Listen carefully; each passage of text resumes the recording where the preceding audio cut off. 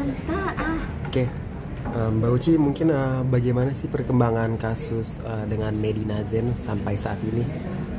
Sampai saat ini Medina kan sudah dijatuhin hukuman yang di Jakarta, kasus pengancaman itu kan 11 bulan dan dia sudah menjalanin kan di Jakarta, di Ponorogo. Nggak tahu udah dipindahin atau belum ya, saya nggak tahu. Yang jelas terakhir kemarin tuh di Ponorogo 11 bulan itu dengan kasus pengancaman. Dan yang kedua, yang kasus penipuan tas itu sudah diputuskan 2 tahun. Jadi totalnya ada 2 kasus ya berarti. Dua kasus. Jadi pertama itu sebenarnya kasusnya kasus tas yang saya laporin di Polrestabes Surabaya. Lalu setelah itu dia kan mulai galak tuh, macam-macam, saya laporin di Polda Metro. Dan dua-duanya sudah naik semuanya dan dua-duanya sudah diputus semuanya. Oke. Tapi gimana sih mungkin udah menjalani total hukuman yang di pertama yang di Jakarta? Ya, yang pertama akhirnya kan gini, sebenarnya kasusnya ini kan saya laporin dulu itu di Polrestabes itu tentang tas. Tapi pada waktu itu selang seminggu doang, seminggu aja, cuma seminggu sama-sama naiknya. Waktu itu kan memang Medina dipanggil mangkir, terus alasan di rumah sakit dia gila itu kan, pakai baju apa ODGJ. Itu kan mangkir dari panggilan saya, jadi mangkir terus alasan sakit di rumah sakit jiwa itu kan, karena kan memang sudah ditetapkan tersangka, dia harus datang, kalau enggak dia akan dijemput gitu kan. Akhirnya kan ternyata dia nggak di rumah sakit, dia dijemputnya di rumahnya loh. Iya. Gitu. Tapi mungkin seberapa puas sih dia udah menjalani hukuman yang di Jakarta itu? Dari ya sebenarnya saya juga cukup puas dia sudah ditahan 11 bulan di Jakarta, tapi sampai bulan 10 nanti kan, 10 Oktober 2023. Nah setelah itu dia nggak boleh keluar, langsung lanjut diambil Surabaya. Saya sangat puas karena kan kerja saya itu gak sia-sia gitu loh, kan saya juga nggak pakai lawyer, walaupun Medina galaknya seperti itu. Dia bilang kan dia kebal hukum lah, kenalannya si A si B, dia katain si jenderal apa kayak mau apa. Nggak ada yang kebal hukum di negara ini, nggak ada yang kebal hukum. Mungkin waktu pengancaman itu dilakukan oleh MZ gitu, mungkin reaksi keluarga itu seperti apa sih? Keluarga saya ya sedih lah, masa anaknya digituin, gimana coba ya. Otomatis orang tua saya juga sangat khawatir, kayak papa saya kan udah tua kan, maksudnya kok bisa sampai seperti ini. Apalagi kan saya juga sebenarnya nggak boleh dong sama orang, maksudnya nggak tiba seperti ini. Pada waktu itu kan saya diam aja, nggak ada jawaban apa-apa kan, karena kan memang banyak teman-teman saya yang bilang jangan dijawab, soalnya nanti bumerang kan. Nanti orang itu kan licik, takutnya jadi bumerang buat laporannya dia, gue laporin saya. Pada waktu itu memang saya dilaporin Medina juga, yang benar dilaporin di Polda Jatim. Dengan alasan? Dengan alasan penipuan dan penggelapan. Padahal yang nipu siapa, yang gelapin siapa gitu kan. Tapi kan kasus dia nggak jalan semua. Iya. Lalu Jadi dia ngelaporin saya di beberapa tempat, semuanya nggak jalan dan kasusnya dihentikan karena kurang bukti dan tidak ada bukti gitu aja. Dan kasus saya yang saya laporkan dua-duanya itu jalan, apalagi yang masalah tas ini kan sudah dari pihak Hermes, perwakilan Hermes dari Paris gitu, sudah diturun tangan juga gitu kan, dari perdagangan juga ikut turun tangan juga, karena kan itu menyangkut perlindungan konsumen. Oke. Mungkin khususnya tanggapan dari keluarga, khususnya anak itu gimana sih melihatnya kasus mama gitu? Kasus mama kemarin kayak gitu kan ya otomatis kan dia juga sedih dong, maminya digitu-gituin kan, dipermalukan di depan orang banyak, dia masuk preskon TV atau apa yang ini yang memalukan saya itu dia podcast itu ya, banyak banget itu ya. Saya juga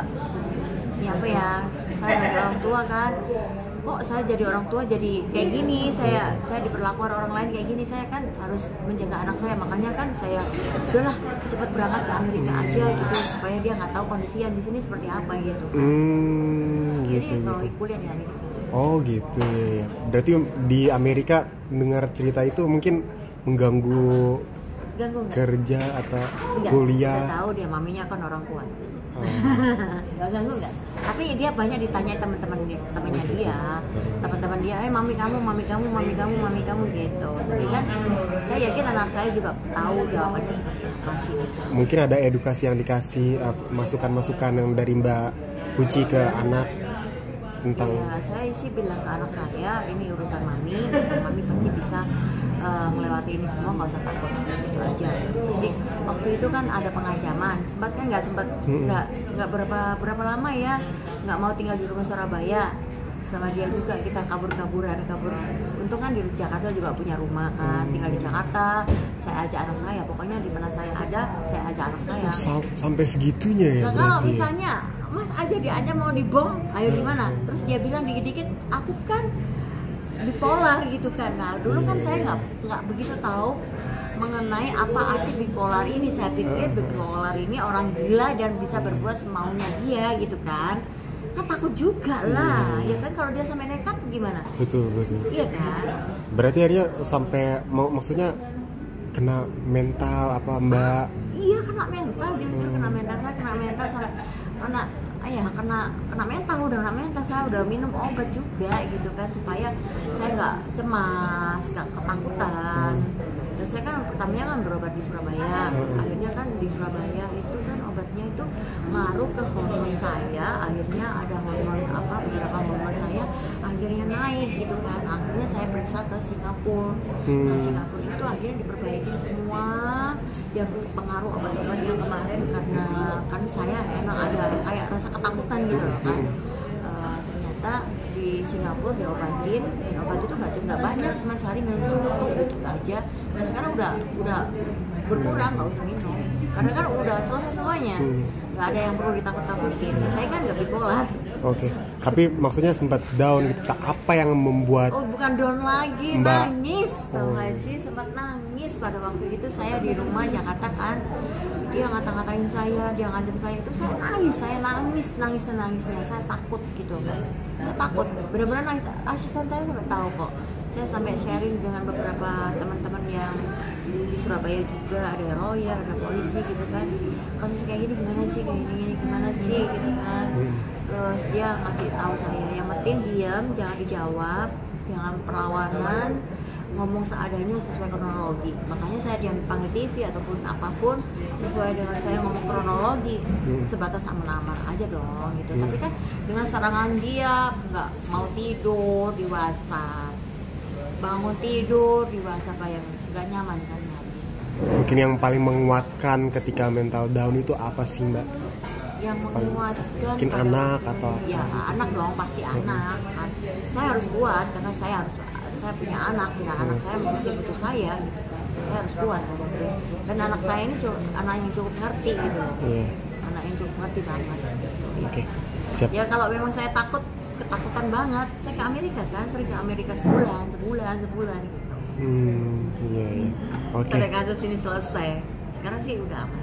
Oke, ngomong-ngomong soal yang kasus di Surabaya ini, mungkin kelanjutannya udah sampai mana? Udah tahap vonis atau belum? Udah putusan 2 tahun.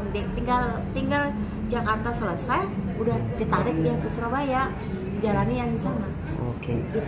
2 Jadi tahun ya, berarti. Ya Medina, saya minta maaf ya, bukan berarti aku seperti ini ketawa-ketawa terus di atas penderitaan orang lain, enggak seperti ini. Ini semuanya yang kamu yang perbuat, kamu harus tanggung jawab. Tanggung jawab 2 tahun itu setimpal gak sih maksudnya sama kerugian Mbak yang ratusan juta ini? Sebenarnya kalau masalah uang ya saya mikir ya nggak mikir ya. Yang saya sedihkan kemarin itu yang sangat berat buat saya, waktu dia itu ngancam-ngancam saya, ngata-ngatain saya, menghina saya, ngancam saya lewat WhatsApp terus-terusan. Itu yang saya sebenarnya nggak cocok gitu. Cocok kalau misalnya masalah nipu itu kan memang ya sudah lah, jadi hakim udah memutuskan untuk 2 tahun ya. Oke. Terakhir nih Mbak, mungkin harapannya nanti untuk Medina menjalani hukuman 2 tahun nanti dan setelah keluar gitu. Setelah keluar ya pasti saya berharap Medina jadi orang yang lebih baik lah. Masa mau hidup seperti ini terus. sebenarnya dia orang yang nice gitu kan, mulutnya kan nice gitu ya. Saya nggak kenal dia, saya bukan teman dia, saya ketemu dia baru sekali aja di rumah saya dengan Lukman. Saya bukan teman dia. Lalu saya mulut dia kan manis tuh, pergunakanlah untuk bekerja. Jangan sampai kamu menipu kiri, menipu kanan, menipu kiri ke kanan. Jangan sampai banyak loh orang yang nge-DM saya bilang terima kasih, thank you ya sudah mewakili kita yang sudah disakiti, ditipu Medina gitu. Oke, siap Mbak Uci, thank you.